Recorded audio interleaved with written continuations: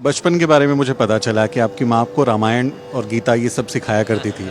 आप अपने पड़ोस में जो है दिल्ली में रामलीला में किरदार करते थे, फिर अपने जी टीवी के रामायण में राम का किरदार भी किया। तो एक यात्रा राम से शुरू होकर बुद्ध की तरफ आई। क्या कारण रहे, क्यों आप बुद्ध की तरफ बढ़े? परिवार में, मैं हिंदू परिवार में पला बड़ा और बुद्ध के बारे में पढ़ा। मुझे बहुत ज़्यादा इंस्पिरेशन मिला और मुझे लगा कि इस दुनिया में सबसे जो ज़रूरी चीज़ है वो एक अच्छा इंसान बनना है। हिंदू राष्ट्र, रामराज, तमाम तरीके की बातें हो रही हैं।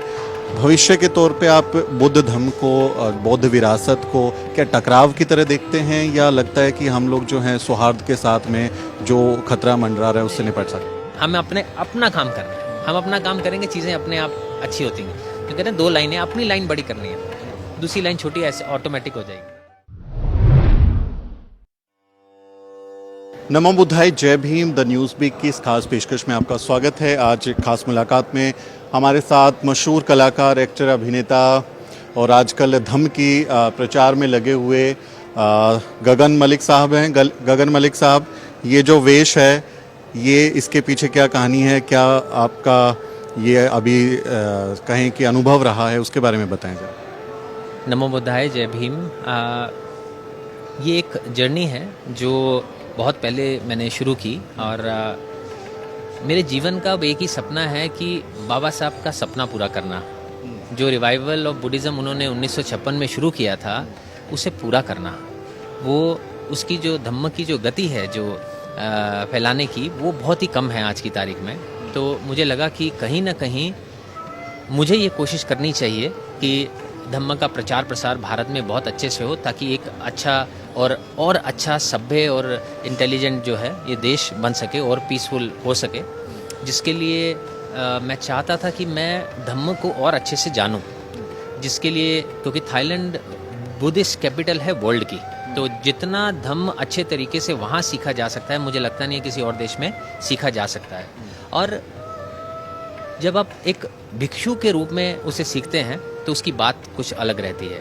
तब आपको बहुत अच्छे से समझ में आती है कि धम्म एक्चुअली में है क्या। तो वो सीखने के लिए मैं थाईलैंड गया। वहाँ पे मेरा ऑर्डिनेशन हुआ वट्टाथोंग टेम्पल में, और मास्टर हैं हमारे राजा बुराय नाना सोमफोन, जिन्होंने मुझे दीक्षा दी। और वो लेने के बाद मेरा एक और मिशन है कि मैं चाहता हूँ कि भगवान बुद्ध की जो मूर्तियाँ हैं 84,000, वो जो है पूरे भारत में जाएं, क्योंकि जब बुद्ध पहुंचेंगे तो मैं मानता हूं कि उनका धम्म भी वहां पहुंचेगा। अशोका ने 84,000 स्तूप बनाए थे, तो मैं चाहता हूं कि मैं उनके नक्शे कदम पर चल के एटलीस्ट 84,000 मूर्तियां तो दान करने की कोशिश कर सकता हूं, अगर स्तूप आने। इस दौरान में होता ऐसा है कि मैंने 15 दिन के लिए सोचा था मैं भिक्षु बनूंगा, लेकिन थाईलैंड में लोगों का इतना प्यार मिला कि मैं जो वहाँ की महासंघ है वो अभी ये कह रहे हैं कि आप जितना समय रह सकते हो, बार बार मौका नहीं मिलता जीवन में, आप रहो और सीखो, जितना सीखोगे उतना अच्छा है। लोगों ने बहुत सारी मूर्तियाँ भी दान की हैं। जब मैंने ये बात कही कि बाबा साहब का ये सपना है रिवाइवल ऑफ बुद्धिज़्म का, जो हमने करना है और आगे से पूरा बौद्धमय भारत करना है, तो लोगों को बहुत ज़्यादा खुशी हुई। और आप मानेंगे नहीं, बुज़ुर्ग लोग, बड़े छोटे, सब लोग अपनी शुभकामनाएँ देने, मूर्तियाँ देने, हमारा साथ देने के लिए आगे आए हैं। अब ये हमारे ऊपर निर्भर करता है, हमारे बुद्धिस्ट लोगों के ऊपर, कि हम एकता के साथ कैसे काम कर सकते हैं। हमारा जो ड्रॉबैक रहा है वो यही है कि हमारे में एकता कम है। सब लोग चाहते अच्छा हैं, लेकिन जब कोई एक अच्छा करना चाहता है तो उसको खींचने वाले बहुत लोग हैं। लेकिन अगर हाथ से हाथ मिलाकर चलेंगे, अच्छी गाइडेंस के साथ चलेंगे, अब बड़े बड़े भंते, ज्ञानी भंते जो हैं, जिन्होंने धम्म को अच्छे से पढ़ा है, वो हमारे साथ हैं, हर तरीके से, तन मन धन सबसे साथ हैं। लेकिन अब हमारे बुद्धिस्ट लोगों को एक साथ होना है। वो जब होगा तो मुझे लगता है कि हम आगे बढ़ेंगे और बौद्धमय भारत बनाने का जो सपना है उसे साकार करेंगे। तो अब वहाँ से मैं आया हूँ, तो मैं चाहता हूँ एक बार बोध गया जाएं, वाराणसी जाएं, कुशीनगर जाएं, मुंबई जाएं, नागपुर जाएं, इंदौर जाएं, बाबा साहब की दीक्षा भूमि में जाएं, उनके जन्म स्थान पर जाऊं, इन सब जगह आशीर्वाद लूं, ताकि मुझे एक नई ऊर्जा मिले और मजबूती आए। आज थाईलैंड पूरा मेरे साथ है और धीरे धीरे जो हमारे देश के बुद्धिस्ट भी हैं वो भी मेरे साथ दे रहे हैं और मुझे लगता है कि कामयाबी ज़रूर मिलेगी। थाईलैंड में सामनेर पबज्जा का शिविर कैंप लिया है, उसमें क्या कुछ सीखा बुद्ध के बारे में, जो धम्म है उनकी शिक्षाओं के बारे में, क्या कुछ नया अनुभव वहाँ से सीखे? देखिए, पहली चीज़ तो बहुत ज़रूरी है। देखिए, जब धम्म की बात करेंगे तो बहुत सारी चीज़ें हैं, कुछ पहले से जानना करना। अगर मैं यहाँ धम्म की बात करूँगा तो बात लंबी चली जाएगी, है ना। प्रेजेंट में जीना सबसे इम्पोर्टेंट है, माइंडफुलनेस के साथ। सती, समाधि और पन्या, ये सबसे इम्पोर्टेंट 3 चैप्टर हैं बुद्धिज़्म के। अगर आप मेडिटेशन करते हैं, समाधि करते हैं, तो सती डेवलप होती है। माइंडफुलनेस जब होती है, कॉन्टिन्यूसली आप माइंडफुल रहते हैं, तो विजडम आता है, और जब विजडम आता है तो आपको ज्ञान की प्राप्ति होनी शुरू हो जाती है। आप सही इंसान बनते हैं, सही राह पर चलना शुरू होते हैं और धीरे धीरे निर्वाण की ओर बढ़ना शुरू होते हैं। इसको और बड़े से मैं समझा सकता हूँ, लेकिन अभी समय की कमी है। अब धम्म की बात करें, बुद्ध का धम्म क्या सीखा है? बुद्ध का धम्म तो बहुत बड़ा है, जितना मैंने आपको छोटे से इसमें बताया, इसमें बहुत सारी चीज़ें हैं। अगर हम बात करेंगे फुर्सत से हम ये ज़रूर जानना चाहेंगे। हाँ, ये धम्म टॉक होनी बहुत ज़रूरी है। जो इम्पोर्टेंट मैं चाहता हूँ, जो मैसेज आना चाहिए, भिक्षुओं का सम्मान कैसे करना है वो हमें सीखना है। एक बुद्धिस्ट डिसिप्लिन में कैसे रहता है वो हमें सीखना है। यहाँ पर उस चीज़ की मुझे बहुत कमी दिखती है, और नए मंक्स और बनने चाहिए, ऑर्डिनेट होने चाहिए भिक्षु। वो कैसे होंगे वो सीखा है। कल्चरल आदान प्रदान कैसे हो, कि भारत से थाईलैंड जाएं, थाईलैंड से कुछ लोग इधर आएँ, नए भिक्षु बने जो बुद्ध का धम्म फैलाएं। इस पर काम करना है, ये बहुत ज़रूरी है। मलिक साहब, आपका बारे में मैं जब स्टोरी के लिए मैं आ रहा था तो मैं बहुत सारी रिसर्च कर रहा था। आपके बचपन के बारे में मुझे पता चला कि आपकी माँ आपको रामायण और गीता ये सब सिखाया करती थी। आप अपने पड़ोस में जो है दिल्ली में रामलीला में किरदार करते थे, फिर अपने जी टीवी के रामायण में राम का किरदार भी किया। तो एक यात्रा राम से शुरू होकर बुद्ध की तरफ आई। क्या कारण रहे, क्यों आप बुद्ध की तरफ बढ़े?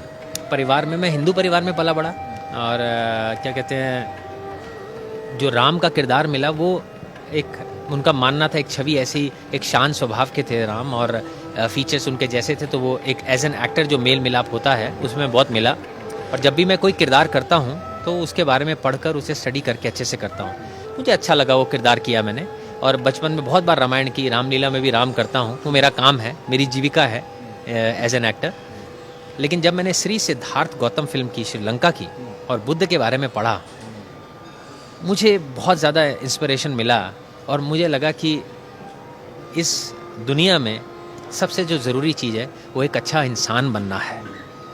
उसमें सुपरस्टिशन की या और जो जिसे कहते हैं कि ब्लाइंड फेथ की उन जगहें नहीं है। बहुत ही ज़्यादा प्रैक्टिकल है बुद्धिज़्म, और जिसे मैं इंस्पायर हुआ, और मैं श्रीलंका में मैंने बौद्ध धम्म को अपनाया।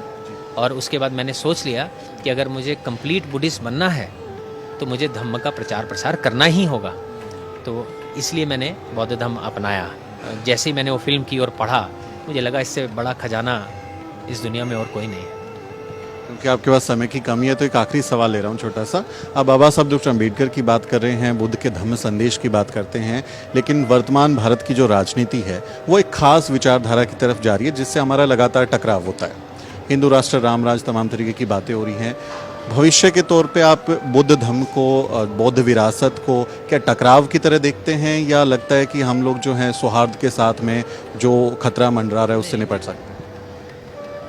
हमें अपने काम की तरफ देखना है, तो दूसरा क्या कर रहा है उसके बारे में अभी नहीं सोचना है। अगर आपका माइंड प्योर है, आपका दिल सच्चा है, आप सच्चे मन से जो काम करना चाह रहे हो, तो आप सक्सेसफुल होगे ही होगे, जीत आपके कदम चूमेगी।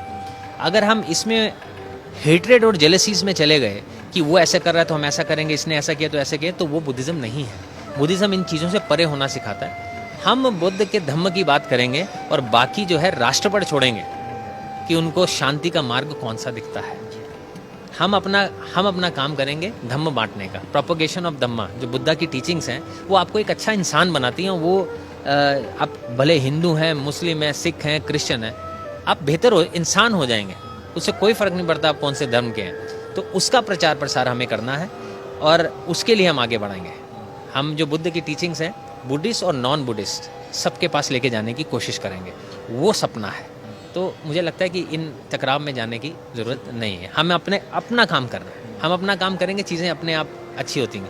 तो कहते हैं 2 लाइनें, अपनी लाइन बड़ी करनी है, दूसरी लाइन छोटी ऐसे ऑटोमेटिक हो जाएगी। थैंक यू सो मच, बहुत साधुवाद, आपने हमसे बात की। आप लोग एक बड़ी ताकत हैं। आप जब देश विदेश तक ये चीज़ें लेके जाते हैं तो भी इसे भी मैं एक तरह का प्रचार प्रसार कहता हूँ, जो भी एक अच्छा बुद्धिस्ट होने का प्रूफ देता है। बहुत बहुत मैं भी आपका शुक्रिया अदा करता हूँ कि आज आपने मेरा इंटरव्यू लिया और मेरी बात लोगों तक पहुँचाई। और आप कभी फुर्सत में बैठेंगे तो लंबी चर्चा करेंगे। गगन साहब की फ़्लाइट है तो वो अभी जाने वाले हैं। इस चर्चा पर गगन साहब ने जो बातें बताई हैं धम के बारे में, उस पर आपका क्या कहना है कमेंट में लिखें और हमारे चैनल को ज़रूर सब्सक्राइब करें। मेरा नाम सुमित चौहान है और इस वीडियो स्टोरी में मेरी मदद कर रहे हैं मेरे सहयोगी मोहित। फिर किसी वीडियो में मुलाकात होगी। नमो बुद्धाय, जय भीम।